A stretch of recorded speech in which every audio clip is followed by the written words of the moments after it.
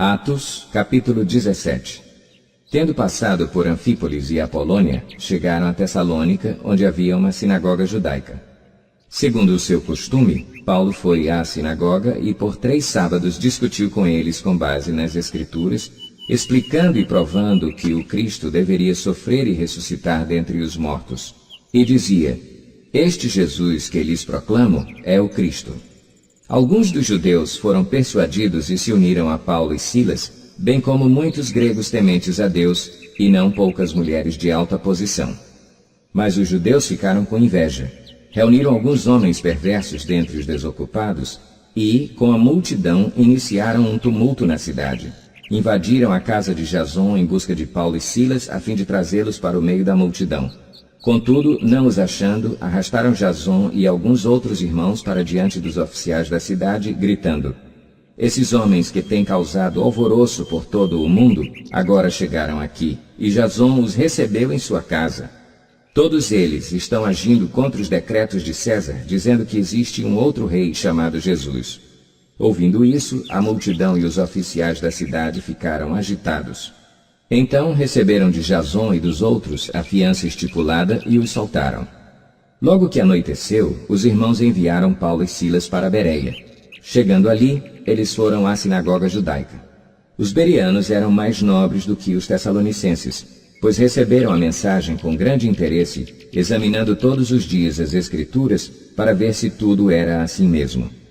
E creram muitos dentre os judeus, bem como dentre os gregos, um bom número de mulheres de elevada posição e não poucos homens. Quando os judeus de Tessalônica ficaram sabendo que Paulo estava pregando a palavra de Deus em Bereia, dirigiram-se também para lá, agitando e alvoroçando as multidões. Imediatamente os irmãos enviaram Paulo para o litoral, mas Silas e Timóteo permaneceram em Bereia. Os homens que foram com Paulo o levaram até Atenas, partindo depois com instruções para que Silas e Timóteo se juntassem a ele, tão logo fosse possível. Enquanto esperava por eles em Atenas, Paulo ficou profundamente indignado ao ver que a cidade estava cheia de ídolos. Por isso, discutia na sinagoga com judeus e com gregos tementes a Deus, bem como na praça principal, todos os dias, com aqueles que por ali se encontravam. Alguns filósofos epicureus e estoicos começaram a discutir com ele. Alguns perguntavam: o que está tentando dizer esse tagarela? Outros diziam: parece que ele está anunciando deuses estrangeiros, pois Paulo estava pregando as boas novas a respeito de Jesus e da ressurreição.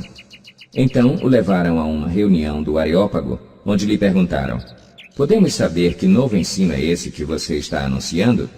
Você está nos apresentando algumas ideias estranhas e queremos saber o que elas significam. Todos os atenienses e estrangeiros que ali viviam não se preocupavam com outra coisa senão falar ou ouvir as últimas novidades. Então Paulo levantou-se na reunião do Areópago e disse: Atenienses, vejo que em todos os aspectos vocês são muito religiosos, pois andando pela cidade observei cuidadosamente seus objetos de culto e encontrei até um altar com esta inscrição: Ao Deus desconhecido. Ora, o que vocês adoram, apesar de não conhecerem, eu lhes anuncio. O Deus que fez o mundo e tudo o que nele há é o Senhor dos céus e da terra, e não habita em santuários feitos por mãos humanas. Ele não é servido por mãos de homens, como se necessitasse de algo, porque ele mesmo dá a todos a vida, o fôlego e as demais coisas.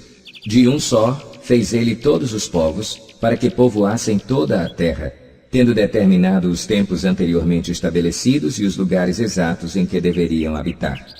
Deus fez isso para que os homens o buscassem e, talvez tateando, pudessem encontrá-lo, embora não esteja longe de cada um de nós.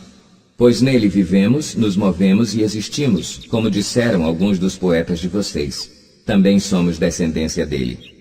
Assim, visto que somos descendência de Deus, não devemos pensar que a divindade é semelhante a uma escultura de ouro, prata ou pedra, feita pela arte e imaginação do homem. No passado, Deus não levou em conta essa ignorância, mas agora ordena que todos em todo lugar se arrependam, pois estabeleceu um dia em que há de julgar o mundo com justiça por meio do homem que designou, e deu provas disso a todos, ressuscitando-o dentre os mortos. Quando ouviram sobre a ressurreição dos mortos, alguns deles zombaram e outros disseram: A esse respeito nós o ouviremos outra vez. Com isso, Paulo retirou-se do meio deles. Alguns homens juntaram-se a ele e creram. Entre eles estava Dionísio, membro do Areópago, e também uma mulher chamada Dâmaris, e outros com eles.